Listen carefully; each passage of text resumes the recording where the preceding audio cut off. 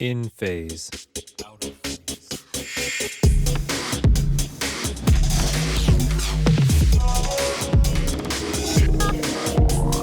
In phase.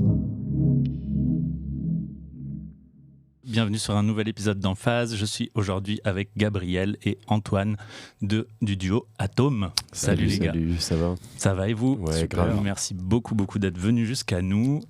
Est-ce que vous pouvez nous présenter rapidement Atome? Alors, Atome est un duo de musiques électroniques au pluriel.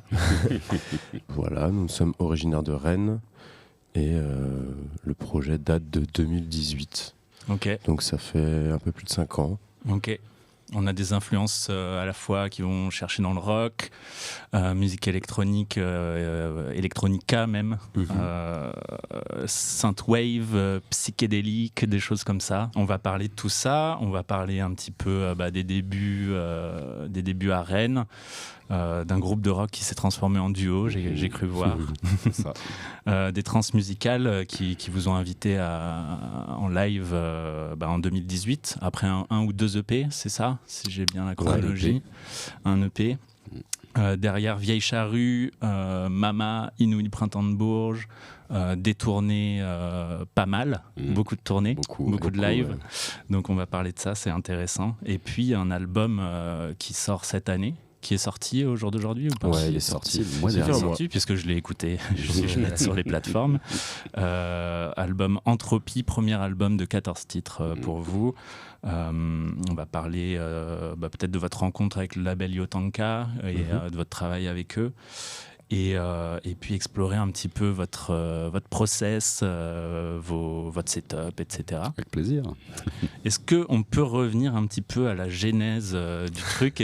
J'aime bien voir un petit peu les profils de chacun. Est-ce que vous pouvez nous expliquer un petit peu dans quel contexte vous vous êtes amené à faire de la musique et voilà, nous raconter ce qui se passait un peu avant votre rencontre, avant la création du duo?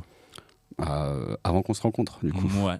Ouais, moi j'ai commencé la guitare, j'ai commencé la musique par la guitare parce que mon père fait de la guitare, c'est lui qui m'a un peu montré les rudiments de cet instrument, Ok.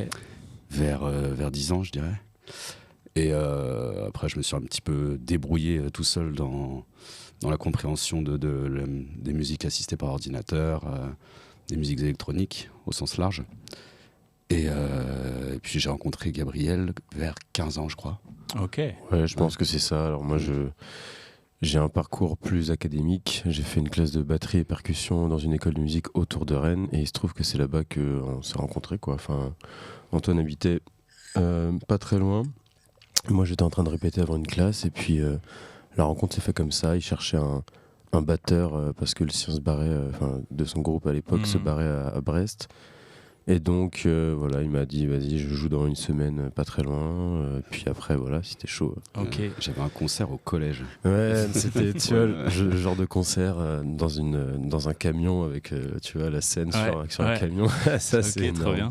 Épique. Fête de l'école. Et toi, t'as repris tous les morceaux, tout le répertoire en une semaine pour pouvoir relever le batteur au pied levé. Exactement, pour ce concert. exactement. Et on répétait dans un local. Alors, tu sais, c'est un peu un local associatif dans une maison de culture, quoi. Enfin, une maison de jeunes de quartier. Ouais. Le parking. Le parking, ça Yeah. s'appelle comme ça, parce que la salle de répé était en dessous d'un parking. Et ouais, c'est ça en fait. Il y avait un répertoire d'une dizaine, quinzaine de morceaux, je dirais, avec des reprises plutôt rock, de plus ou moins bonne facture. Non, il y avait un peu de tout. Il y avait du Strokes, il y avait un morceau des Beatles, il y avait Jumping Jack Flash des Rolling Stones, il y avait du Blur, Ok. il y avait du Nirvana, enfin beaucoup de choses. un peu des classiques quand même C'est ça, que les tu avais classiques déjà rock, entendus. Clairement. Et, Ouais, et donc tu c'est savais ça. où étaient les breaks, quoi. Ok. Ouais, c'est ça, les pêches. Et puis, il y avait à l'époque une seule composition originale. Et donc, je sais pas, ça a duré 4-5 ans cette aventure. Et puis, avant que ça se transforme en quatuor, puis en trio, puis en duo, Ok. ça a duré, ouais. Puis en fait, on a commencé à faire de plus en plus de compositions originales, jusqu'au jour où on est même allé. On s'est même offert un enregistrement de 2 titres en studio. Donc là, on a passé un week-end avec Rennes dans un studio. Donc c'était déjà une très belle expérience. Ouais.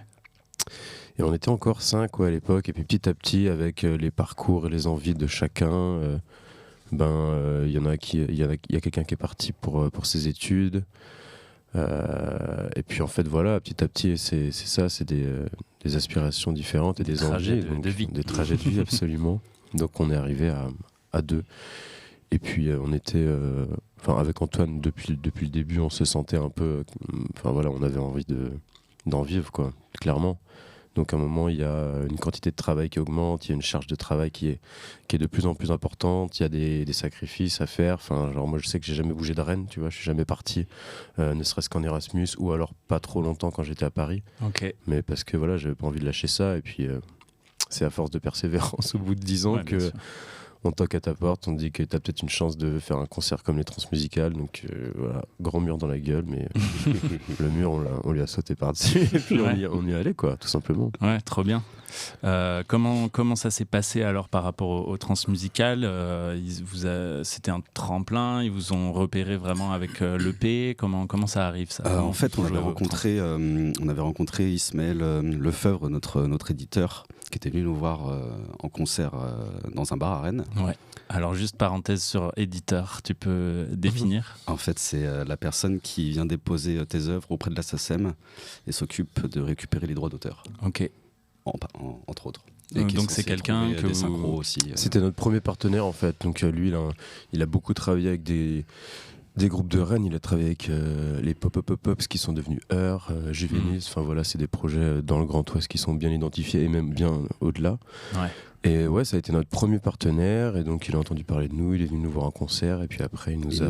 nous il a a proposé accroché. de venir répéter dans ses studios, parce qu'il a un studio à Rennes, entre Rennes et Cesson. Et au bout d'une semaine, il nous dit ouais les gars, j'ai envie de vous présenter Jean-Louis Brossard, le programmateur des Transmusicales, Ok. qui est venu nous voir jouer, faire une répète. On a fait un filage d'une demi-heure pour lui. Et il a dit ok, je vous programme au Trans cette année. Ok. Donc là, Ça lui a plu. ouais. Ça a Ouais, fait carrément. bouche. Il nous a invités à l'Ubu après, qui est un club un peu mythique de Rennes dont les trans gèrent la programmation. Ok, ouais. Et donc on a discuté, on a refait un peu le débrief du concert et puis il nous a dit bah c'est parti quoi. Donc c'est vrai qu'à ce moment-là, il y a tout qui s'est un peu accéléré. Ouais. Et ça c'était 6 mois je pense avant le festival. Donc là, Ça Et fait alors, un- à ce moment-là, en fait, on a bénéficié d'un accompagnement par les Transmusicales. Donc on a fait toute une tournée avec les trans, donc 5 dates dans le Grand Ouest, et un accompagnement aussi un petit peu professionnalisant. On avait des cours aussi. Théorique.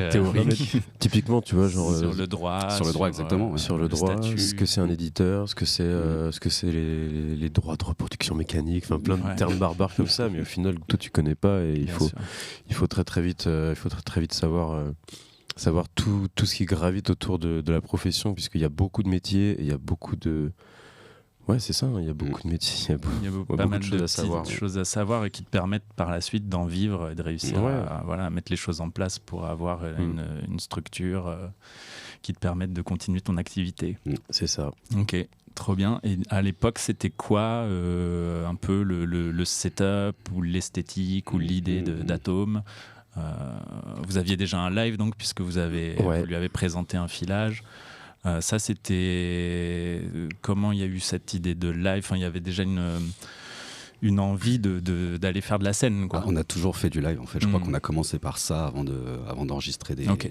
avant d'enregistrer les disques. On a commencé par le live. Et oui, bah, même avec les reprises. Ouais, les complètement. choses. Ouais. Il y C'est avait ça. cet amour de la scène qui était là. Ok. Et c'était quoi alors à peu près le setup à cette époque-là? Je me souviens qu'on avait un MS-20 Mini. Ouais, il y avait un MS-20. À l'époque, je sortais de stage de chez Arturia. J'ai bossé un peu chez eux et je venais de récupérer un Matrix Brut. Je sais pas si tu vois. Énorme. Un gros synthé monophonique paraphonique qui est vraiment excellent. Et on s'en servait pour faire toutes nos basses, tous nos leads. On avait, je sais plus, Il y avait le un Roland Prophète. GX3P. Ah, c'était un GX, ouais. Le Prophète, on l'avait pas encore. On l'a pris juste avant les trans. Quand on a dû tout refaire un peu, tous les presetages, tout calibrer vraiment tout le live. En fait, il y avait déjà un live qui était fait, puisqu'on avait fait quand même, on va dire 4-5 concerts avant, peut-être un petit peu plus, mais Ouais. soit c'était dans des squats, genre à Nantes, ça, on a fait 2-3 fois ça, trop bien d'ailleurs.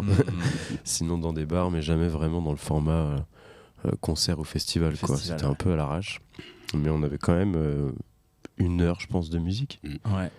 Et donc en fait, assez solide. Ouais, bah, on est parti de ça et puis on a peaufiné, on a retravaillé, on a incorporé, on a composé, on a fait plein de choses.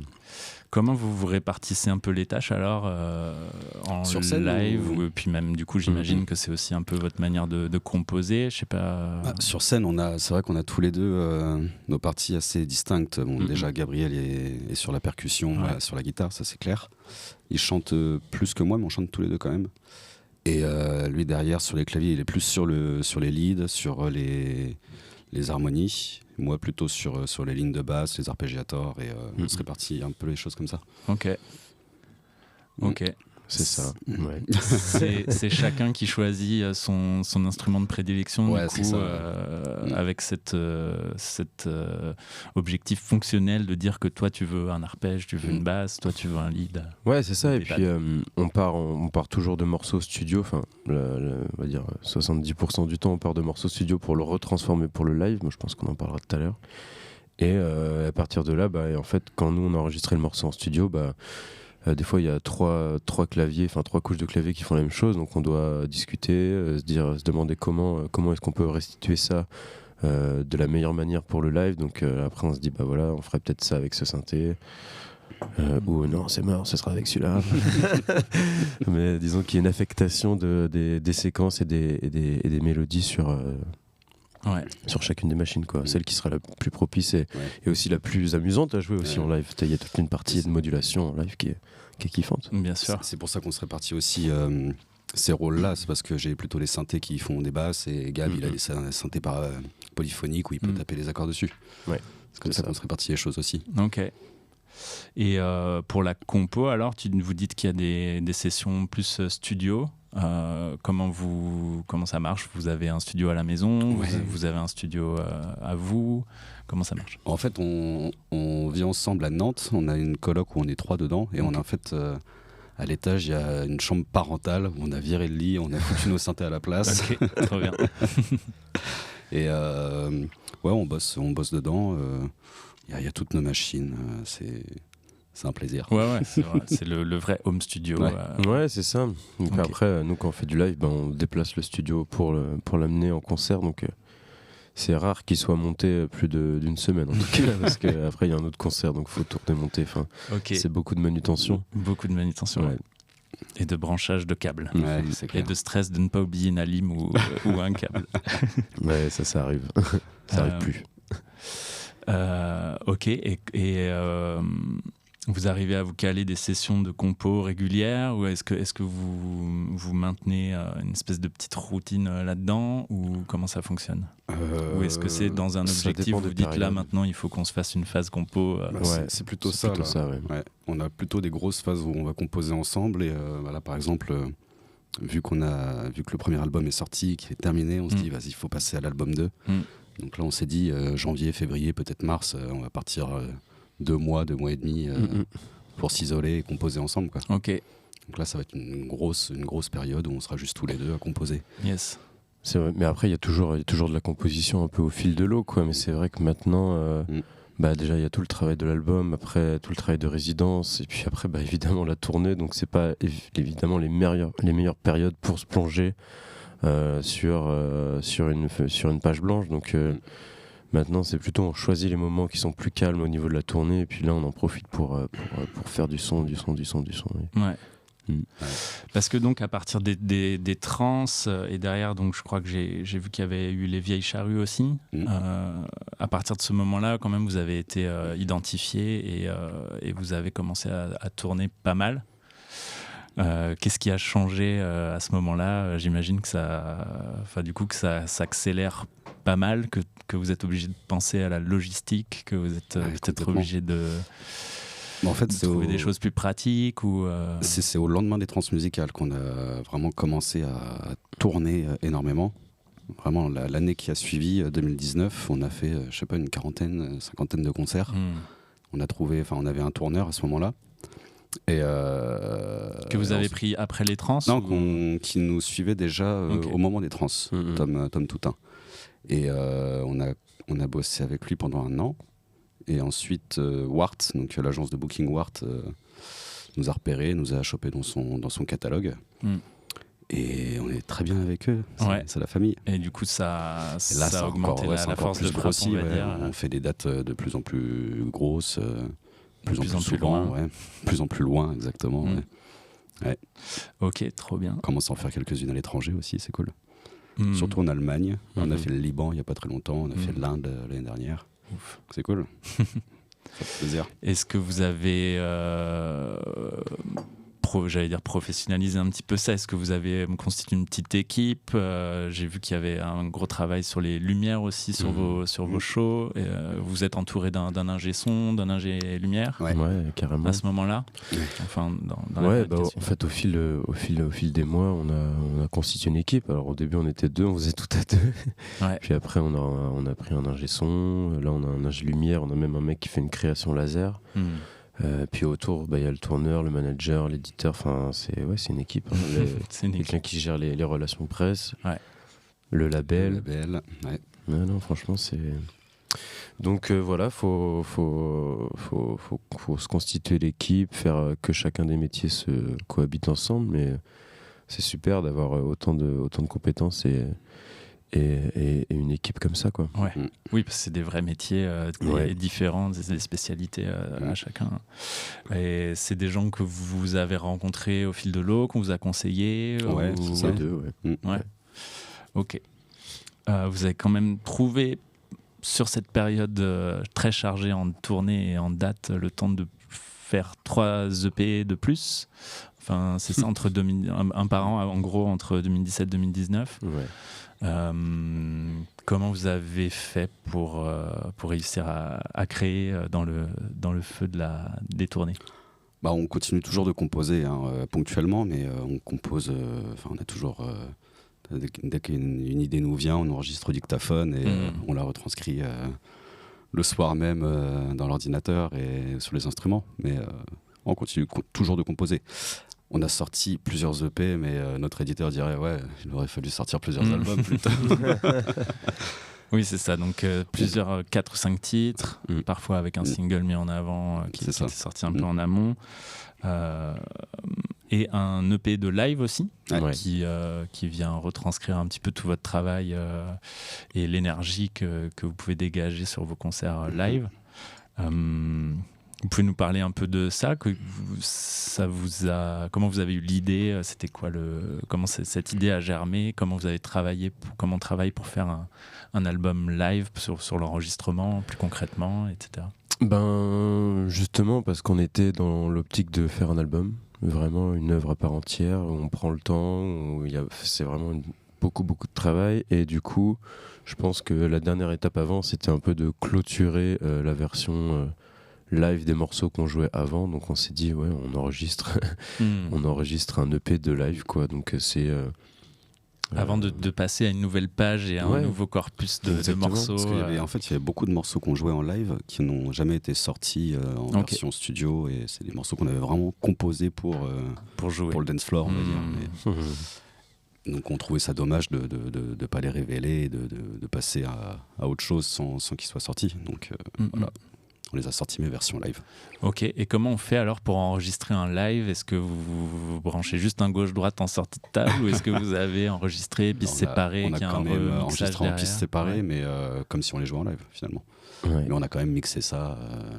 Enfin, ça dépend lesquels d'ailleurs. Il y en a qui sont vraiment. Il y en a qui sont bruts, hein. Je crois que c'est ouais. des sorties de console. Après, il y en a d'autres qu'on a un petit peu retravaillé. Ouais. Ok, Il y avait Ils ont pas 6-7 morceaux, je crois. pardon. Je Ouais. sais plus. Oui, Ça doit quelque être chose ça. comme ça de mémoire, ouais. Un peu moins de 10. Et ils n'ont pas tous forcément été enregistrés sur la même date, en fait. Non, du Non. tout. D'accord. Ouais. Oui, il y en a un qui c'était Panorama, il y en a un autre c'était Les Vieilles Charrues, il y en a un c'était Les Transmusicales. Voilà, et puis Ça après, veut dire que sur plusieurs dates, vous avez mis le setup pour pouvoir enregistrer toutes les Ouais. pistes Ouais, dans l'optique de, exactement. Ouais, Bah, on- choisir la meilleure version, peut-être, Ouais, celle et puis qui c'est- booste le plus. c'est une époque où justement le live était en constante évolution. Dès qu'on finissait un concert, on se disait ok, bon, ça il faut qu'on change, ça il faut qu'on change. Donc on avait ce réflexe de s'enregistrer souvent.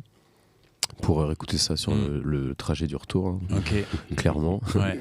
donc, Écoute, du coup- critique. Ouais, non mais c'est ça. Puis on travaillait avec nos pas ingés qui avaient pris plein de notes et qui nous disaient bon là ça va pas, Là, c'est pas bon. là c'est pas bon. Et donc en fait on avait plein de matières à exploiter et voilà. Ok, trop bien. Et du coup, après, on arrive sur ce projet d'album donc qui vous trottait dans la tête depuis longtemps et puis qui était aussi attendu, j'imagine, par votre équipe et par votre public. Comment vous avez travaillé là-dessus ?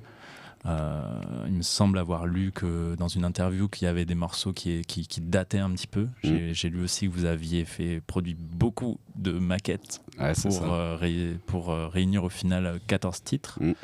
Racontez-nous un petit peu cette phase de création et pour aboutir à cet album. C'est ça en fait, on avait déjà un petit peu de matière qui datait, certains il y a 5 ans, d'autres de 4, 3. Et c'est des morceaux qu'on voulait quand même sortir un jour, mais on ne savait pas dans quel cadre. Et donc l'année dernière, on s'est isolé avec Gab à la mer. On a ramené tout le studio là-bas et on s'est isolé pendant 3 mois quasiment. On a composé ce qui représente, je sais pas, peut-être 70 ou 80% de l'album. Mais on a quand même récupéré d'anciens morceaux qu'on avait composés il y a très longtemps aussi. Et là-bas, on a défini un peu un thème. Donc une direction artistique pour cet album qui sera l'entropie. Et autour de ça, on a essayé de composer une multitude de maquettes, de maquettes en rapport avec ce thème. Et sur, je sais pas, peut-être 50 maquettes, 60, on en a gardé 14 au final. Donc ouais, on a En fait charbonné pour en garder un dixième. On a fait des listes. Non mais oui, il y a eu ce premier travail de maquettage, enregistrement, en première phase. Ensuite on est venu à Rennes en studio enregistrer des batteries. Donc c'est pour ça qu'il y a beaucoup de batteries acoustiques sur l'album. Donc là on en a dû enregistrer, je sais pas, de mémoire peut-être 25. Sur 25 morceaux on a enregistré des batteries. Après on a réécouté, on a essayé de mixer, faire du bricolage. Et après on est arrivé à 14 avec une shortlist définitive. Et là on s'est lancé dans la production finale. Donc les enregistrements de voix définitifs. Et puis ensuite le mixage quoi. Ok. Alors beaucoup trop de questions dans ma tête. Pourquoi 14 ? Parce que c'est un bon chiffre ou parce qu'il y avait vraiment que 14 morceaux qui sortaient du lot ou... C'est 14 là qu'on voulait sortir. En vrai, on aurait pu en mettre 25, mais à un moment, il faut s'arrêter. Et c'est déjà un gros morceau, 14 titres. Et j'imagine aussi parce qu'ils se tenaient entre eux. Ouais, carrément. Ils avaient une cohérence entre tous. Ouais. Mais déjà 14 morceaux. Ensuite, les mixer, passer sur une production finale, c'est quand même assez long. Quand même assez fastidieux. Hein. C'est 14 morceaux. On a mis ensuite 3 mois pour les mixer avec Maël Dagnon qui a mixé tout l'album. Donc, si on voulait en mettre plus, ça va être encore plus long. Et alors, tu disais que vous aviez enregistré les batteries en studio. À quel stade ? Est-ce que c'était assez tôt, en fait, dans le processus de compo, enfin, dans la phase de compo au début, quand vous aviez vraiment une première idée, une première trame ? Les structures des morceaux n'étaient pas faites, clairement. Okay. Donc on va dire que c'était tôt. Après, il y avait déjà un peu les textures un peu définitives de son de clavier. Mais genre, il n'y avait pas de guitare, il n'y avait pas les voix définitives. Enfin, des fois, c'était des morceaux instrumentaux. Ouais. Donc, c'était assez tôt, finalement, dans le processus de création. Sur la base du groove, quoi, en fait. Ouais, exactement. Ok. C'est récupérer des shots et finalement, ensuite, on les agence comme on veut avec l'ordinateur, quoi. Ouais. Ça vous permet de choper une énergie live, j'imagine, puis de pouvoir aussi récupérer des phases d'impro et des petites parties exactement, des choses qu'on fait instinctivement quand on est sur l'instrument, mais pas forcément quand on est sur la batterie en train d'écrire des parties MIDI, quoi, tu vois. Et donc il y a le côté jeu qui apporte un peu plus de fun et de surprise. Et puis on kiffe aussi l'hybride entre justement des sons acoustiques et des sons plus électroniques. Enfin, je trouve ça fonctionne bien. Donc voilà, c'est pour ça. Et c'est quoi ton setup de batterie alors sur lequel tu as travaillé ? J'en ai pas. Non, c'était une batterie qui était dans le studio. Alors là, c'était une batterie, je pense, des années 50. Ouais. C'était une Alba, donc c'est une marque française des années 50. Et c'était la batterie de quelqu'un qui travaillait un petit peu au studio où on était. Et je sais pas, on fouillait dans les placards. On savait qu'on devait faire des prises batterie, mais au début on devait faire sur une des miennes. Et on est tombé là-dessus, on se dit qu'elles étaient rangées dans un coin du studio, mais dans des espèces de sacs treillis militaires. On se dit, oh là, qu'est-ce que c'est que ça? Et en fait, on sort, on teste, on tend les pots, et puis là, pouf. Alors on se dit, wow, putain, ça sonne trop bien. Ok, Et let's donc, go. on a bricolé une batterie avec 15 bouts de batterie. Ouais, avec 15 bouts de batterie, des cymbales différentes. On a testé. Il y a quelqu'un qui nous a prêté une snare qui sonne trop bien. Enfin, on en a testé plusieurs. En fait, l'idée, c'était de faire de la recherche aussi sur le son qu'on voulait, sur la couleur qu'on voulait. Donc, des choses très mates avec beaucoup d'ampleur. Et finalement, petit à petit, on a réussi à se composer un set. Alors, on avait mis plein de micros aussi autour de la batterie. Je sais pas, il y avait une dizaine de micros, des overheads. Sur la snare, il y avait trois micros, deux au-dessus, un au-dessous. Enfin voilà. Et puis après, on réécoutait, on se dit, ah putain, celui-là, il marche bien là, celui-là, il marche bien comme ça. Celui-là, Ok. ça, il sert à rien, on peut l'enlever. Enfin, Ouais. donc en vrai, c'était le kiff. Hein. Je pense Ouais, qu'on a c'est mis hyper peut-être 2 semaines à faire intéressant. ça. Ouais. Hmm. Mais c'était trop cool aussi. Non seulement de la création, mais de la recherche sonore et de l'expérimentation. Donc ça nous Yes. fait triper. Mais du coup, au final, un setup un peu rock, on va dire Oui, classique. oui, clairement. Une snare, des toms, Snare, tom, cymbales, charlet. Ok. Mais du coup, en choisissant les éléments en fonction de comment ça Ouais. sonnait. Ok. Et ouais, ça doit être bien l'éclate de jouer avec les micros et d'aller chercher le bon angle, la bonne distance, etc. Ouais, et puis dans le studio, il y a plein de micros différents. Il y a des vieux trucs, des trucs improbables. Donc c'est aussi l'occasion de les découvrir, quoi. J'avais fabriqué une réplique de U47, des vieux micros à lampe des années 50. On l'avait mis sur le côté pour enregistrer la charlet, mais un truc très très brillant du coup. C'était pas mal. C'est non conventionnel, mais ça sonnait. Ok, du coup ça assez tôt dans la phase de compo et après back in the studio au bord de la mer pour agencer tout ça et puis travailler j'imagine plus la partie harmonique, la structure aussi, c'est ça? Ouais, tout à fait. Ouais, c'est ça. Est-ce que vous avez... Écrire des paroles. enfin, Écrire les paroles, bien sûr. Et enregistrer les voix. Mhm. Est-ce que, j'ai oublié ma question, est-ce que vous vous limitez à un setup hardware? Est-ce que vous vous êtes dit, on va utiliser ça? C'était quoi un petit peu l'instrumentarium que vous avez emporté avec vous? Aucune limite. Aucune limite. Non, en vrai, on a emmené quasiment Tout ce tout qui le peut studio. rentrer dans le camion. Exactement, Ouais. tout ce qu'on pouvait emmener, on a pris en fait. Ok. Tous les synthés quasiment. Bon, après, il y en a qu'on préfère, hein, forcément. Mhm. Moi, maintenant, j'ai mon petit préféré, le Mini Freak, je l'utilise tout le temps. Ok. L'Arturia, c'est une dinguerie. On en parlera peut-être tout à l'heure. Ouais, on peut commencer à en en détail, parler mais- du coup parce qu'on parle de la compo de l'album. Donc, je me rends pas compte, ça fait beaucoup de matos. Sur beaucoup de synthé. l'album, ouais, quand même pas mal. Hein. Je pense Genre genre une dizaine 10, de genre claviers. 20. ouais. Ouais, une dizaine de Ok. claviers différents. Ouais. Ok. Puis après, il y a toute une partie. Il y a évidemment la partie hardware, mais il y a aussi une partie software avec le traitement. Donc, on travaille sur Universal Audio, UAD, et on a alors là plein de plugs. Même il y a quelques VST, mais pas trop. On préfère les synthés en dur, on va Ouais. dire, en physique. Mhm. Et voilà. Ouais. Un des derniers qu'on a eu en fait, c'était le Arturia Mini Freak. Mais il se retrouve pas sur l'album en fait, parce qu'on l'a. Non, on l'a eu un peu tard. Quand Ok. l'album était déjà fini. D'accord. Donc, ouais. En fait, on a eu la chance de se faire endorser par Algam, qui distribue Korg et Arturia. Donc, Ok. du coup, c'est nos partenaires. Maintenant, ils nous filent du matériel. Des Et synthés, du des très nouveaux bon jouets. matériel. Ouais, Ouais. exactement. On a, Ok, trop bien. on a un Korg Harp 2600, on a même la boîte à rythme de Korg, là, la Drumlog. Drumlog. Ok, oui, qui est Le- sorti l'année Ouais, dernière, pas il y a si 2 longtemps, ans. Ouais. ouais. Le Mini Freak, le Arturia Polybrut, donc ça c'est une espèce Machine de guerre. de machine de guerre, mais un peu complexe à appréhender, mais très très très bon synthé. Et ouais, voilà, donc en fait ça on les a reçus un peu tard, l'album était déjà prêt, mais ce sera pour le deuxième. Bah oui, Ça va nous clairement. donner des nouvelles textures là. Ouais. Mais ouais, ce mini freak là, il est démentiel en fait. T'as 2 oscillateurs numériques donc avec des formes d'ondes, mais de l'espace. Ou t'as même des formes d'ondes avec des filtres formantes.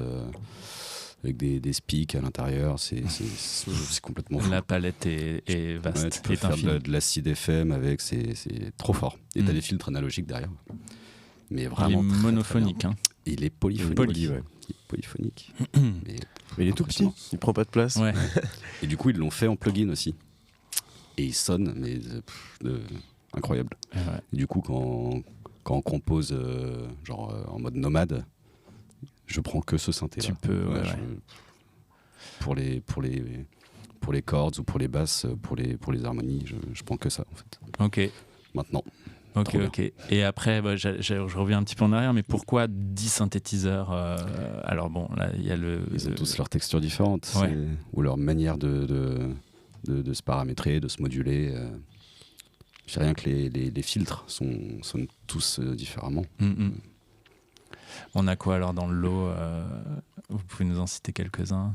Moi, mon petit préf, c'est le Prophète, hein. Ça a toujours été celui-là. Et, Prophète 6, ouais. Prophète 6, ouais. Ok. De séquential. J'ai une boîte à rythme Electron, analogue rythme. Mhm. Donc ça, c'est ma plus vieille machine. C'est la première que j'ai achetée. J'ai travaillé pendant 2 mois à l'abattoir pour me la payer. Trop bien. Et ouais, ça fait quoi? Bah maintenant, il y a des potards qui sont un peu encrassés. Enfin, faut trouver d'autres solutions pour faire vraiment tout marcher, mais j'y tiens. C'est une des premières. Sinon, ouais, il y avait un Korg MS20 Mini. Pareil, ça c'était pour le coup le premier que tu avais acheté. Ouais. Il vous a suivi longtemps. Ouais. Bon, maintenant, il est un petit peu daubé. Il y a des potards qui sont cassés. J'en ai ressoudé sur le côté parce que j'arrivais pas à trouver les potards. Et ouais, avec, Fallait- avec tout le trimballage et la manutention. Et du coup, là, pour le remplacer, on a acheté un K2 de Behringer. Une toute petite boîte là, sans Ok. le clavier. Version mais- desktop. Ouais. Ouais. Et il est pas mal. Mhm. Il est pas mal. Pour le prix, ouais, ça fait le taf. Bon, Imbattable. c'est pas le son d'un vrai MS-20, c'est clair, mais Hmm. ça marche. Ça te permet de faire des trucs. Ça, c'est monophonique, hein, je C'est crois. mono, ouais. Je l'ai jamais eu, mais ça te permet de faire des trucs assez fous avec les modulations. bah, ça- C'est semi-modulaire aussi, C'est ça, ouais. Semi-modulaire, t'as quand même une zone de patch. On s'en sert pas souvent, en vrai, de la matrice de patch. Ouais. Mais bah, tu peux faire pas mal de basses, des trucs dans les mids ou des harpes vraiment cool.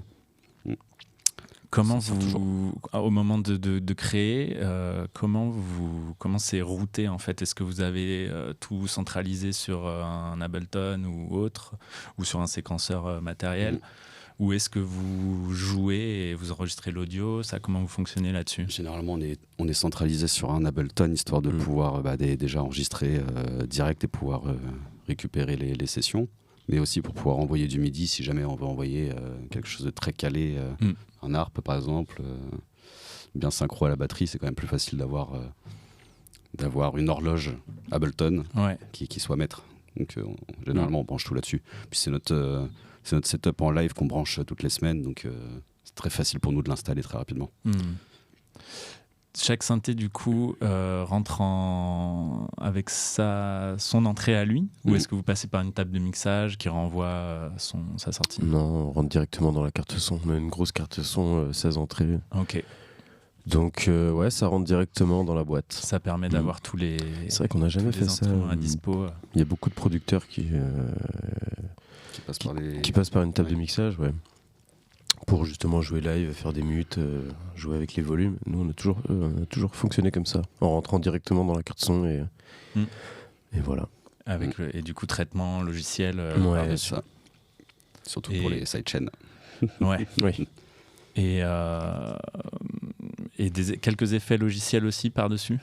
Ouais. Des reverbs, Ouais, c'est ça, quelques reverbs, quelques delays ici et sur là. lesquels vous avez la main avec un petit contrôleur. Ouais, bien. exactement. Mais je pense que le plus important, si on repasse les machines à l'intérieur d'Ableton, c'est vraiment pour avoir le sidechain, pour avoir l'espèce de ducking. La pompe. La pompe quand il y a le pied, quoi. Ok. Ce qui donne vraiment ce côté très électronique, là, pour le coup.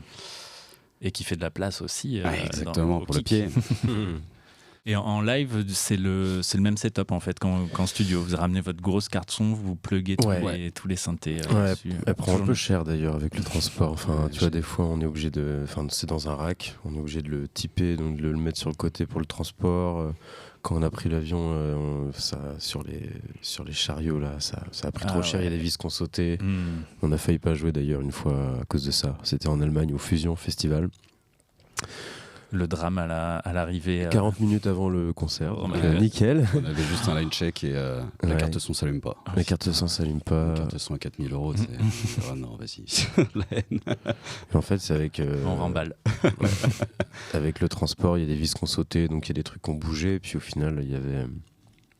Un petit faux contact quelque Ouais, part. Ouais, exactement. exactement. Tu ne dois pas être très serein pendant. Non, Bah du non. coup, on l'a démonté genre une demi-heure avant de jouer.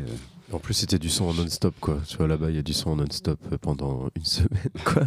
Et là, il y avait un DJ qui jouait à côté. Donc, nous, déjà, on s'installe notre setup sur le côté de la scène pendant que lui joue devant une foule, mais genre, c'était noir de monde. Et au dernier moment, une fois que tout est bon, on se regarde, on fait ouais, c'est bon, vas-y, on peut line check. Là, on allume. Mec, il n'y a rien qui s'allume. Non. Donc en fait on l'a extraite, on l'a sortie, on l'a allé l'amener derrière, Antoine a ressoudé des trucs, et une lampe frontale, il y avait trois techos autour, là, c'était n'importe quoi. Et nous on était là, on était putain. À faire des petites danses, Ouais, des invocations. ouais, des invocations, ouais, c'est ça. Et au final c'est reparti, et ça l'a fait, et le concert c'était incroyable. Trop bien.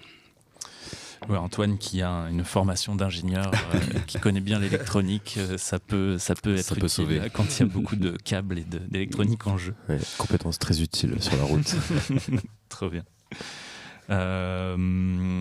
Juste un mot encore sur le concept un peu de cet album, parce qu'on a lâché le mot entropie, on n'a pas trop expliqué ce que c'est, donc c'est un concept de physique. Exactement. Tu l'expliqueras beaucoup mieux que moi, mais en gros c'est l'idée du désordre qui augmente avec le temps. C'est ça, c'est une grandeur qui mesure en fait la quantité de désordre dans un système. Sauf que ce soit dans l'univers ou dans ou localement, une hein. matière Ouais, ou exactement, ouais. dans un morceau. Exactement. Et il y a une grande loi fondamentale qui dit que l'entropie ne peut qu'augmenter dans l'univers. Ce qui veut dire que le chaos ou le désordre finira toujours par advenir. Et ça m'a fait me poser beaucoup de questions en fait. Tu vois, par exemple, pourquoi l'humain, enfin le vivant même, qui est une structure très complexe, a pu arriver, alors que justement le désordre ne va que croissant. C'est assez paradoxal. De grosses nuits blanches. Des C'est un insomnies. paradoxe qui a été répondu, mais... C'est vrai. Oui. Et par qui Par, dans quelle idée plutôt En fait, l'entropie peut être descendue localement, justement pour en fait augmenter l'entropie de l'univers plus rapidement. Donc en fait, l'utilité de la vie serait d'augmenter l'entropie. De Donc, foutre le exactement. dawa, quoi. Notre rôle dans l'univers, c'est de foutre le dawa. Exactement. Ok, de tout exploser. Pas consciemment, hein, mais c'est le cas. Oui. Ok, très bien. On vous laisse méditer là-dessus. Et du coup, dans cette idée retransposée sur les morceaux, il y avait cette idée de venir jouer avec la déstructuration ou le plus en plus de bordel Ouais. au fur et à mesure des structures des morceaux ou des sons. Ouais, donc que ce soit dans les textures ou même dans l'intention des textes, dans les thèmes abordés, en fait, on va se faire notre propre interprétation en fait de l'entropie. Ça peut être par exemple une compréhension du temps. Là, je pense que en fait notre perception du temps, c'est une perception un peu erronée. En fait, c'est une perception de l'entropie justement, une perception de la dégradation des choses et une perception de l'espace. Par exemple, le soleil qui se lève et qui se couche. C'est ça notre perception du temps, je pense. Et il y a d'autres thèmes qui sont abordés, par exemple un thème plus... tu vois, le premier morceau... c'est pas le premier morceau, non, Mercury. Mercury, ouais. Qui parle un peu de température, donc justement, qui se rapproche de l'entropie. Donc la température et les énergies sont en rapport à l'entropie. Et en fait, on aborde le thème par quelque chose de presque sexuel en fait dans les textes. Ok. Donc, par la température qui monte. Mercury is on the rise. Et il y a d'autres thèmes abordés. Par exemple, il y a un morceau Thinking où en fait on est dans l'univers de l'absurde. Là plutôt, c'est un désordre sémantique où les phrases sont complètement inversées ou n'ont quasiment plus de sens en fait. Il y a un autre morceau où ça va être plutôt un thème politique où on parle de soulèvement, donc le désordre social plutôt.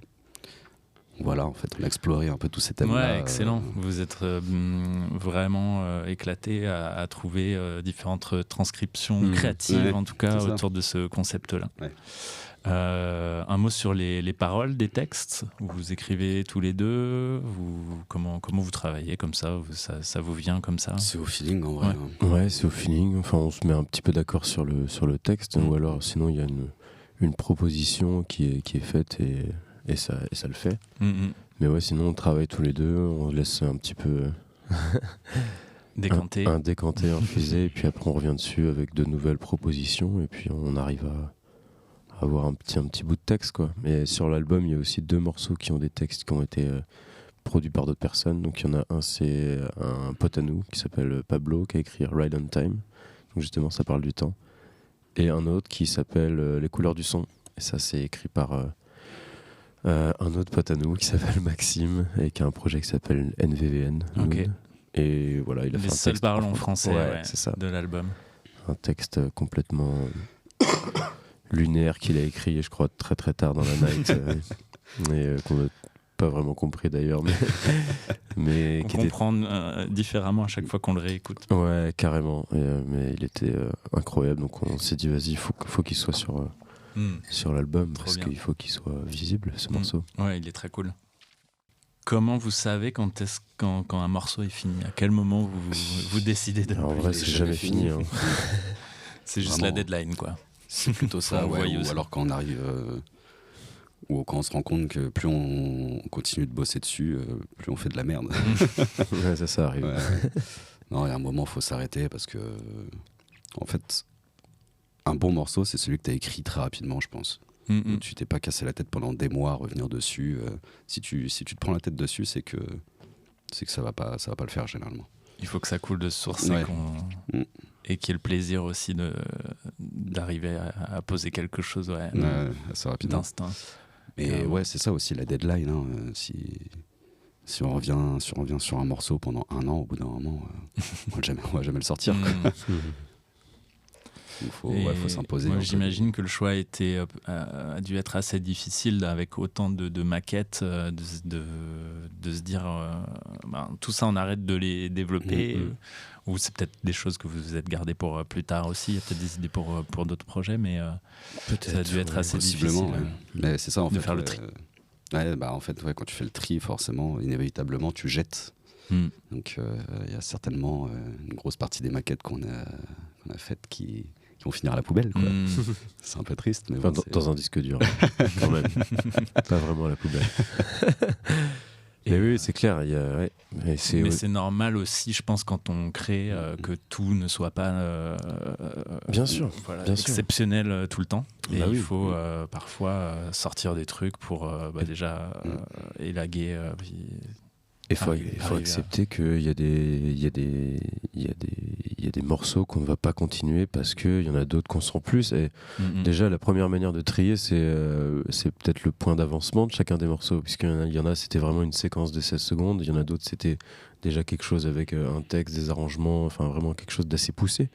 Donc il y a un premier tri qui se fait aussi comme ça. Mais après, c'est des feelings, c'est des intentions, et puis voilà, en fait, naturellement, il y en a qui sont écartés du truc parce que c'est pas en cohérence avec le projet global, quoi.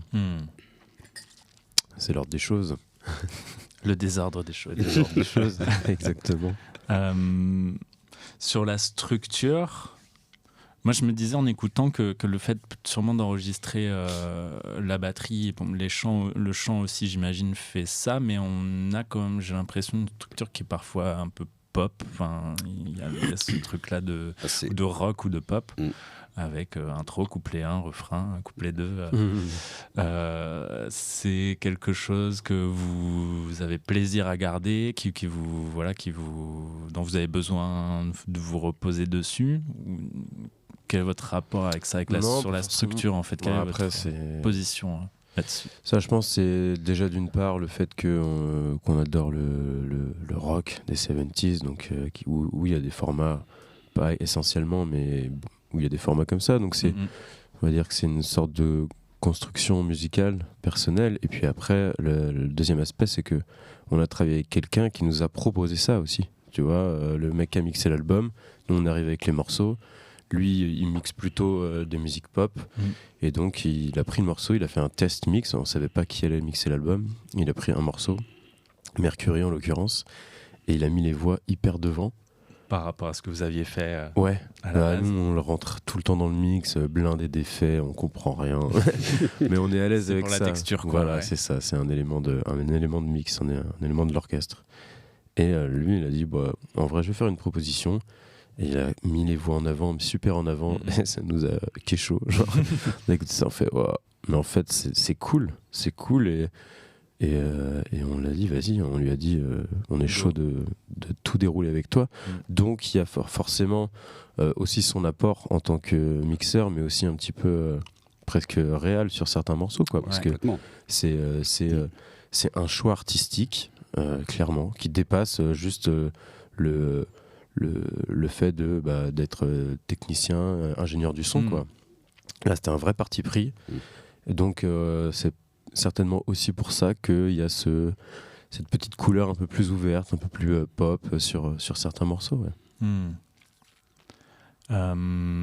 Et comment ça s'est passé après le travail avec lui? C'était vraiment plutôt à distance? Non, en fait, c'est. Vous avez été c'est beaucoup un en mec relation? qui habite dans le même village que là où j'ai grandi. Ok. Là où il y a Dans le le bled. parking, pour ceux qui suivent. Ok. Et donc c'est notre éditeur qui nous l'a présenté.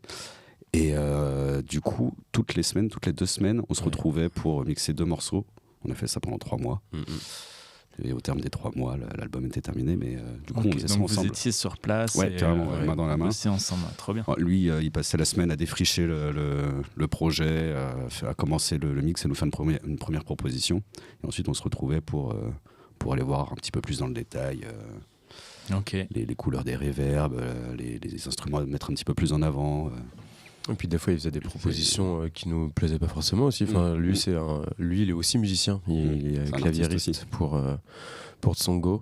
Et donc, il faisait des propositions qu'on retenait ou qu'on retenait pas, mais au moins, il y avait une vraie proposition. Et le morceau, il avait pris un gap incroyable, quoi. Donc voilà, après, c'était du recalibrage. Hop, on exportait, on avait 2 autres morceaux.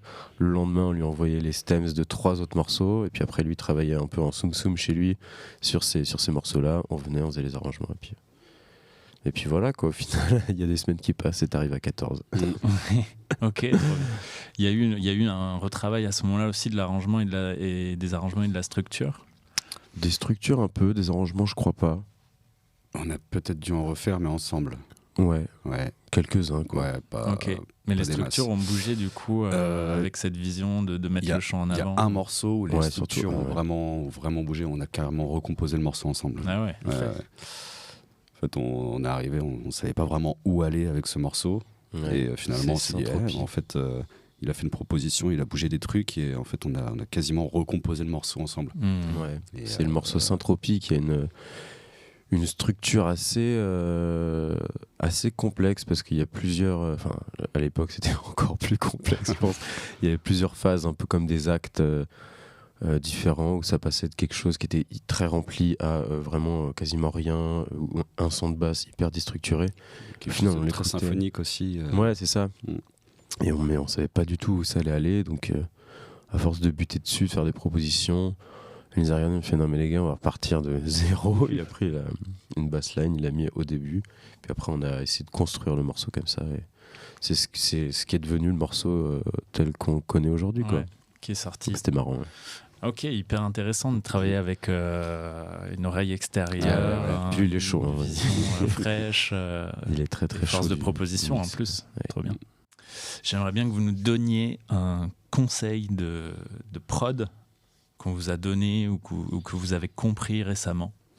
Un truc qui vous a peut-être débloqué, un truc que vous avez appris. Je me souviens, c'était Choupi qui me disait fais gaffe dans le bas. Parce qu'on avait tendance à mettre des pieds hyper larges, Ouais. genre avec du bas qui bave de partout. Et je réécoutais nos vieux morceaux qu'on a sortis il y a 5 ans. Mais c'est vrai que le bas, il est affreux, quoi. Du On coup, était beaucoup trop. c'est. Ah, c'est des kicks qui sont très longs, Ouais. Très, très ça généreux, quoi. dégueule de partout. Ouais. Ils peuvent être longs, mais en tout cas, il faut leur laisser de la place. Ouais, mais on avait tendance à mettre un kick long avec une basse en plus à côté, donc vraiment on surchargeait le bas et on mixait ça avec les pieds, quoi. Donc, parce que les premiers EP, pardon, vous les avez mixés. On a tout mixé nous-mêmes, ouais. Okay. Sauf Enter the World Symmetry qu'on a mixé avec Sébastien Perronnet. Ouais. Avec Boom. C'est son surnom. Ok. Et de les voir travailler sur le mixage, ça vous a. Est-ce que vous avez été surpris par des choses? Est-ce que le workflow, le process est le même? Oui. Ou En pas fait, du tout on a toujours été un petit peu, pour ma part, un peu flippé de filer tes prods, ton bébé, que tu as imaginé d'une telle manière. Et puis c'est assez fastidieux en plus d'exporter toutes les pistes. Et que la personne d'après retravaille avec des pistes qui ont été déjà échantillonnées. Il faut refaire un travail par-dessus un mixage que tu as déjà fait, donc le process est toujours un petit peu compliqué. Mais c'est toujours pour le mieux en fait. Vraiment, ils ont toujours fait un taf de ouf. Ouais, c'est clair. Et puis il y avait un vrai. On est limité quand même. Ouais, et puis nous, on montait en compétence aussi sur le mixage. À chaque fois, on était. On l'a fait ensemble en fait, on n'a pas donné les pistes et ils ont travaillé dans leur coin. On était présents. Pour Seb, pour Boom, il était avec nous au studio, donc on a passé une semaine ensemble à travailler. Et là, il nous a appris plein de techniques, il nous a présenté des softs, des plugins, enfin plein de choses, et puis des manières, enfin sa vision aussi des choses. Et puis pareil pour Maël, hein, il nous a présenté un autre DAW, une comment ça s'appelle, Luna. Ouais, Luna, c'est le Ableton de Universal Audio, quoi, en gros, le séquenceur. Et donc c'est autant et lui, il mixait là-dessus. Ouais, il mixait tout là-dessus, donc nous on passait... mettre, ouais, il était sur Pro Tools avant, donc là il est passé sur Luna. Et donc il découvrait en même temps et on se donnait des tips, il nous a présenté des choses pour mixer les voix, il nous a un peu décortiqué sa chaîne de plug, il nous a montré d'autres choses, genre l'OTT là pour certaines séquences. C'est une espèce de multibande qui écrase tout, oui. Ouais. Mais ça, des fois, c'est puissant. Hein. Ouais. Mais ça donne une vraie couleur, quoi. Peut-être qu'un autre conseil, c'est je me suis rendu compte qu'avant, quand je mixais, je mettais des plugins partout, parce que peut-être que les sources n'étaient pas forcément très bien enregistrées. Et en fait, si ta source elle est bien faite, t'as pas besoin de faire grand-chose. Hein. C'est clair. Tu peux garder tout le potentiel de départ. Ouais. Ok. Maintenant, quand on mixe, on fait en sorte que les sources soient vraiment bien faites et on met quasiment rien derrière. Hein. Ok. Sauf quelques effets, mais maintenant, on va plus mettre 15 égaliseurs, 15 compresseurs derrière. Non, c'est clair. L'assise mort, c'est clair. Et il y a des choses dans leur méthode de travail. Qu'est-ce qu'ils se donnent comme objectif, eux, quand ils vont recevoir un mix? Est-ce que c'est ce qu'ils réfléchissent tout de suite? Placement, stéréo, enfin image stéréo, ça, est-ce que vous avez appris des choses là-dessus? Qu'est-ce qu'ils regardent en fait quand ils commencent à travailler sur un mix? Image stéréo, carrément, ouais, soit vraiment placer les instruments qui doivent être centraux, vraiment devant ta face, quoi. Genre le pied à la basse, et puis tout ce qui vient aérer le mix, derrière les mettre en stéréo, mais les mettre vraiment en retrait. Dans l'image, je sais pas exactement comment il fait pour faire ça. Il avait des plugins, un UAD d'ailleurs, qui permet de changer complètement la stéréo d'un instrument. Putain, je sais plus comment ça s'appelle, Cube, quelque chose. De simuler un positionnement. C'était pas mal du tout. Ouais, c'est malade. Ouais. Ok, bon, fin de la page mix, même si ça m'intéresse énormément. Où est-ce que vous vous sentez le plus inspiré? Où est-ce que vous avez composé le prochain album? Justement. Est-ce que c'est en voyage? Est-ce que c'est chez vous? Est-ce que c'est au bord de la mer? Ce sera pas chez nous, ce sera ailleurs. On va bouger, ouais. Un nouvel endroit? Ouais, si on s'isole, c'est mieux, je pense, parce que comme ça, on est focus vraiment là-dessus, on pense qu'à ça, et on n'est pas perturbé par... Plus d'horaire, plus de... Voilà, exactement. Plus de règles. Okay. On n'est pas perturbé par les tentations de la ville, là. Full attention sur les nouveaux jouets de votre partenaire. Ouais, exactement. Est-ce que vous avez une technique pour vous mettre dans un mood créatif? Est-ce que vous avez un petit rituel? Comment vous Beaucoup faites? de champignons. Un 12 feuilles, mec. Pas du tout. Pas du tout. Pas du tout. Non, je pense que l'endroit est très important. Ouais. L'endroit est très important et à chaque fois le rituel c'est le même. Hein. On installe tout et une fois qu'on a tout à disposition, on s'y met. Ça donne trop envie de jouer quand tu vois Ouais. Tout branché, qui est tout allumé. C'est ça qui stimule en fait, c'est le fait d'avoir qu'il y en ait partout. On se dit ah putain, on a fait ça bien, on a fait ça bien. Il y en a partout. Il y a plein de boutons sur Et puis lesquels après, appuyer. clac. Ça commence, il y a un premier enclenchement et puis petit à petit c'est parti pour 2-3 mois quoi. Ok. Et bah oui, non, mais intéressant d'avoir du coup d'avoir un setup où tout est accessible, où tout est immédiatement actionnable pour Ouais, c'est ça. pouvoir s'amuser, quoi. T'as juste à appuyer sur un bouton pour enregistrer et puis c'est parti. Il faut un peu d'espace, du coup, quand on a plus d'une dizaine de synthétiseurs, mais Ouais. Bon, dans une pièce comme ici c'est parfait par exemple. Ça passe. est-ce que ça vous arrive des fois de bloquer, voilà, il y a une session où ça marche pas, de plus savoir quoi faire sur un morceau, Ça arrive, ouais. qu'est-ce que Ouais, vous forcément. faites dans ce cas-là? On passe à autre chose. Ouais. Franchement, nouveau morceau. Non. Et puis après, peut-être qu'on reviendra dessus, peut-être pas. Mais on reviendra dessus s'il y a, je pense, en amont dans nos têtes, un déclic en fait. On va pas revenir dessus pour réécouter, pour se refaire du mal. Pour se reforcer à trouver. Non, parce que quand il y a un blocage, en vrai, faut. C'est contre-productif. Hein, Ouais, carrément. Tu testes des trucs, tu force. changes à la note près, et puis au final, tu te dis putain, mais ça sert à Ça rien. marche toujours pas. Autant passer à autre chose, à une nouvelle page, et puis voilà. Ok. Est-ce que vous écoutez beaucoup de musique? Carrément. Moi, moins que Gab, je pense. Ouais. Je suis moins dans la recherche. Enfin, lui, il digue énormément tous les jours. Ok. Moi, je suis un peu moins comme ça, c'est clair. Mais ouais, Gros toujours digger. énormément de musique. Gabriel. On est toujours en concert. Vous vous rencontrez aussi pas mal d'autres artistes. Je vais voir des concerts toutes les semaines. Ouais. C'est... Ouais, on écoute toujours C'est beaucoup un de musique. truc que vous kiffez. Ouais, là, ce week-end, on va à Saint-Etienne, on va au Positive Éducation Festival, donc qui est quand même. Pour jouer ou en tant que Non, public? non, en tant que pour public. kiffer.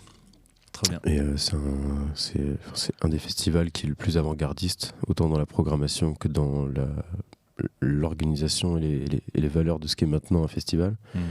Et à chaque fois, on revient hyper inspiré parce qu'on découvre des artistes de ouf. Donc c'est aussi une manière de stimuler la créativité, quoi. Est-ce que vous avez d'autres passions à part la musique? Est-ce que vous collectionnez les timbres, les papiers? Putain, j'ai fait ça à une époque. Non, mais c'est vrai, mec. Je suis sérieux. Moi aussi, J'étais petit, pas au courant. j'avais quelques Tu vois, albums. c'est le jeune vieux, tu vois. Le jeune déjà, beaucoup trop old.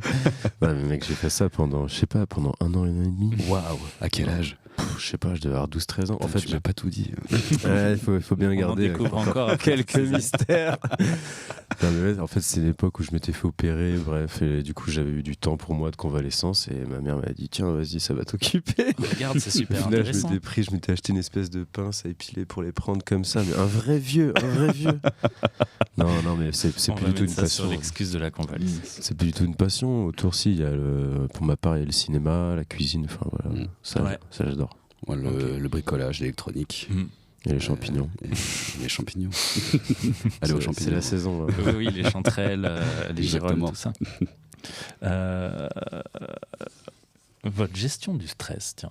Est-ce que vous êtes un peu stressé quand la carte son lâche à 30 minutes du... Non, bah ça c'est un cas Bah, extrême. là, en vrai, c'était un cas extrême. Ouais. Ouais, en vrai, gestion du stress.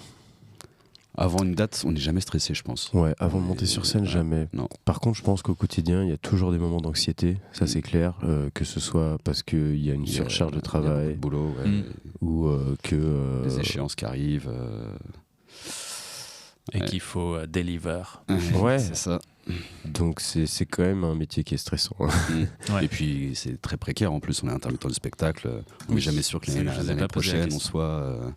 soit renouvelé. Donc Ouais, Ouais. ça c'est il y a aussi ce stress-là en plus. Ouais, c'est quelque chose d'ailleurs dont n'y a pas beaucoup de gens qui parlent de ça, de la santé mentale des artistes, le fait de toujours avoir à renouveler l'intermittence, le fait que des fois tu te tapes 2 semaines de carence, mais tu comprends pas pourquoi. Et en fait, tout ça, ça génère du stress et c'est latent en fait. Pendant toute l'année, c'est ouf quoi. Putain, ouais, je viens d'entendre. Il y a des gens qui dire bossent à que côté. Il y avait un projet de réforme pour économiser 15% sur les intermittents du spectacle. Oui, c'est toujours sur les mêmes. Ouais. Nickel. C'est C'est sur tous les ans, Crésus tous les. Comment? C'est sur Crésus qu'on vient. Ouais, c'est clair. Putain, Ouais, ok. Du coup, ça, ouais, c'est comme tu dis, c'est latent, c'est un truc qui peut te tordre le bide dès le matin, et alors que tu dois derrière te faire une session, essayer d'être créa. Bah oui, c'est ça. Enfin, le meilleur moyen d'être créatif, c'est justement de penser à rien d'autre. Et si tu as des choses comme ça auxquelles tu penses, bah c'est chiant quoi, tout simplement. Mais bon, voilà, après, on est clairement pas les plus à plaindre et nous, on a notre intermittence, on a, je pense, des perspectives qui peuvent nous faire croire qu'on va l'avoir encore au moins pendant 1 ou 2 ans. Puis après, ça viendra. Mais ouais. Et du coup, c'est fonction du nombre de dates que vous réussissez à faire. C'est ça. Il faut faire 43 c'est dates. vraiment sur les dates, quoi. 43 dates par an. Pour, Parce qu'on est d'accord la que sortir un convention album, ça ne rapporte rien à personne, à part aux plateformes de streaming. Non, c'est sûr. Vous l'avez sorti en physique ou pas d'ailleurs? Ouais, sorti en physique, ah oui, quand même. vinyle. qu'on vend sur le merchandising. Et c'est vrai que Oui, du coup, ça, effectivement, si tu as bien budgété le truc, ça peut faire un petit ça fait rentrée. un petit pécule, mais c'est pas avec ça qu'on gagne notre vie non plus. Non, c'est clair. C'est un peu, comment s'appelle pas le gifting, mais les produits dérivés, un petit peu. Les t-shirts, les choses comme ça, qu'on voit à la sortie des concerts. Ouais, exactement, il y a des vinyles, des disques, on a fait des écharpes, très belles écharpes. Il y a des t-shirts brodés. Ok, vous avez fait tout ça? Ouais. Yes. Carrément. On a même fait des sauces piquantes. C'est vrai? C'est vrai. La sauce atome. Mais l'atomique. On va pas la vendre sur le merch, c'est un peu. Il y a eu un scandale il y a pas longtemps à Bordeaux, je sais pas si on t'a entendu parler de ça. C'est un Un restaurateur. truc alimentaire. Ouais, les sardines là au Sardines à l'huile, ça a intoxiqué donc on s'est dit bon, en vrai, c'est peut-être chaud. pas le meilleur moment. Un peu chaud. Et c'est vrai qu'on n'a pas parlé des visuels de l'album. Vous avez travaillé avec un artiste visuel, carrément, qui a essayé du coup de rendre visible ce concept d'entropie. Exactement. Et qui a fait très beau travail. 3 ou 4 pochettes pour les singles et pour l'album, c'est ça? Enfin, il y a 3 ou 4 visuels différents. Ça. Avec à chaque fois un état de la matière différent. Donc il y a l'état gazeux, il y a l'état solide et puis liquide. Ouais. En fait, attends, c'était quoi? Il y a les bulles. Donc ça représente à la fois l'état gazeux et liquide. Parce que tu as l'enveloppe liquide avec le gaz à l'intérieur. Tu as les cristaux, donc l'état solide. Tu avais les flammes, ce qui représente un peu l'état plasma. Ouais. C'est un état assez méconnu de la matière. Et la pochette principale, qui représente un état encore plus méconnu, c'est l'état de Bose-Einstein. Condensat. C'est un condensat de Bose-Einstein. Ouais. C'est un état de la matière où les atomes se synchronisent pour former une espèce d'onde géante. Nice. Qui arrive généralement à des températures extrêmement basses. Voilà. À des températures très basses, d'accord. J'allais dire au cœur d'une étoile ou un truc comme ça, mais non. Je ne pense pas. Bon, en tout cas, très beau travail visuel aussi autour, il est trop fort, de l'album. On voulait quelque chose d'assez surréaliste et il a trop bien joué le jeu. Enfin, en même temps, c'est son délire aussi. Mais... Ouais. On va le voir bientôt d'ailleurs, il vient de Strasbourg, on joue à Strasbourg dans une semaine. Ouais. Yes, et vous venez de faire... en fait, vous faites un petit peu la tournée de présentation de l'album, là. Donc, il y a eu un Trabendo que j'ai raté, malheureusement. Il y a eu... pardon, je bug, mais vous connaissez mieux que moi. Ouais, il y a eu Nantes, on a fait une release party. La première, c'était Rennes, d'où on vient. C'est notre cœur de faire une date là-bas. Oui. Le Tiécar. Le Tiex, à l'Antipode. Sinon, la semaine prochaine, on fait Strasbourg, Nancy, Lyon. La semaine dernière, il y a eu Clermont-Ferrand. Et Tourcoing. Non, Tourcoing et... après Trabendo. Ouais. Enfin voilà, On the road, quoi. On the road, ouais. Trop bien. Vous disiez, vous avez plusieurs setups. Après, on va pas refaire une énorme page là-dessus, mais je trouve que c'était intéressant. Vous arrivez à avoir un setup un peu light et un setup un peu plus fat c'est ça, en fait. en fonction des dates, de la taille de la scène. de la taille de la scène, Ouais. de s'il faut prendre l'avion ou pas. Si on doit jouer en club sur des scènes très réduites ou si on doit prendre l'avion effectivement pour aller à l'étranger, là on va prendre un set beaucoup plus réduit, où on va prendre juste vraiment le principal pour pouvoir jouer. Le modulaire quand même, parce que c'est Le totem. c'est notre totem, exactement. Ok, oui, Et, je pensais justement que tu l'abandonnais. Non, je le prends, mais en fait, je le mets dans un autre case, plus petit. Là, il est sur 3 étages Ok. actuellement, et je le mets en 2 étages, Version avec une réduite, poignée, quand même. histoire de pouvoir le porter à la main. Ok. Et voilà. Et ce qui séquence tout ça, c'est un projet live, hein, Ableton C'est Live. toujours Ableton, ouais. Ok. Carrément. Du coup, derrière, vous envoyez à des synthés gros ou petits selon la config. Ouais. Ouais, Ok, trop c'est bien. ça. C'est quoi l'objectif pour vous aujourd'hui en termes de carrière? Ce serait quoi ce qui vous ferait kiffer voilà, la suite pour vous que vous imaginez aujourd'hui pour le projet Atome ou dans vos carrières? Un feat avec les Daft. Yeah. On arrive un peu tard. Mais je sais pas. enfin, Est-ce qu'il y a un objectif Continuer le plus longtemps possible. Ouais, voilà, c'est exactement ce que j'allais dire, c'est que ça Ok. ne ça s'arrête. dure. Ça ne s'arrête jamais. Yes. Ok. Votre vision un petit peu du music business. On Est-ce aimerait, que c'est on aimerait être un peu loin de ça. On a juste envie de faire de la créa, mais forcément, inévitablement, on est dans ce milieu-là et on est obligé de s'y confronter. Mais après, nous, on travaille avec des équipes qui sont... Enfin, c'est vraiment la famille. Donc, ça se passe très bien pour nous.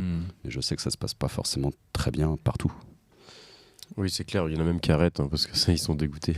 Ouais. Ça, c'est Oui, en clair. tout cas, donc ça montre qu'il faut bien s'entourer et Exactement. faire les bons choix assez Ouais, tôt ouais. aussi, même parfois dans des tout débuts de carrière. Ouais, c'est clair. Est-ce que vous êtes plutôt confiant sur la suite disons de la configuration économique de la musique, de ce qui est proposé aux artistes?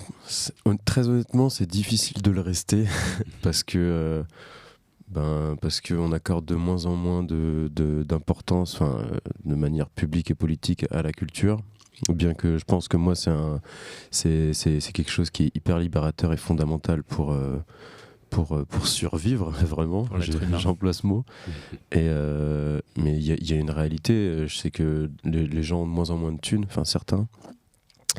Et les premières choses qui sont impactées, c'est l'accès à la culture, c'est les sorties, c'est le cinéma. Donc évidemment, on se dit, si les gens ont plus de thunes pour sortir, il y aura plus de concerts, donc il y aura plus d'artistes. Donc voilà. Mais il y a toujours justement l'envie d'en faire. Et c'est peut-être aussi l'idée ou le moment d'essayer de penser aussi après à ce que va devenir le métier de musicien, de performeur live, de producteur. S'il y a des canaux qui se ferment, on en ouvrira d'autres. C'est ce qui me venait un peu pour contrebalancer, pour positiver un petit peu, c'est que c'est aussi dans ces moments-là difficiles que la musique a le plus d'importance Mais au bien niveau sûr. individuel comme social pour rassembler et avoir un sentiment d'appartenance autour de... Bien sûr, non mais l'histoire a montré que justement la musique était un moyen de s'affirmer, de se rassembler et de lutter aussi. Je pense en Allemagne, avec la guerre froide, après ils se sont réinventés et maintenant c'est pour ça que c'est un des pays qui est le plus actif dans les musiques électroniques. Il y a eu la naissance de la techno aux États-Unis. Voilà, il y a plein de choses qui se créent justement au lendemain d'une crise sociale ou politique.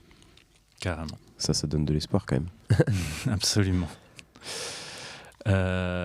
Si vous pouviez revenir en arrière, est-ce que vous changeriez quelque chose? Rien. Rien du tout. Non. Ouais, non. Est-ce que vous donneriez un petit conseil qui permettrait d'accélérer un peu quelque chose, de faire mieux plus vite? Commencer plus tôt. Non, mais dans tous les cas, il y a du travail, hein, tu vois. Ou pas avoir peur de prendre des risques. Ouais. Dans quel sens? Au sens Bah, compo, enfin au sens et pas avoir peur de se risquer à faire de la créa, parce que c'est un monde qui peut effrayer, tu vois. On se dit c'est pas pérenne. Faut pas avoir peur de le faire, faut pas avoir peur de se lancer, je pense. Et se faire confiance. Ouais. Se faire confiance. Des fois, on est peut-être tenté d'écouter genre justement des avis de gens qui donnent leurs avis. C'est pas un vrai métier. Ouais, mais en fait non, faut se faire confiance. Faut garder sa liberté artistique et puis essayer de l'amener le plus loin possible, avec beaucoup de travail. Ça c'est évident. Obligatoire. Je crois qu'on va finir sur ces belles paroles. Merci beaucoup. Merci à toi. vous Merci pour deux. l'invitation. Courez écouter ce que Atome propose avec ce nouvel album Entropie, et on attend le prochain avec impatience. Merci à vous pour votre écoute. N'hésitez pas à vous abonner, à partager. D'habitude, je fais jamais ça, mais c'est quand même important. Merci à Paul aussi qui m'aide à préparer ces épisodes et à caler les rendez-vous. C'est un gros travail aussi. À très vite pour un prochain épisode. Ciao, bye bye. Merci les gars. Ciao. Salut. Salut.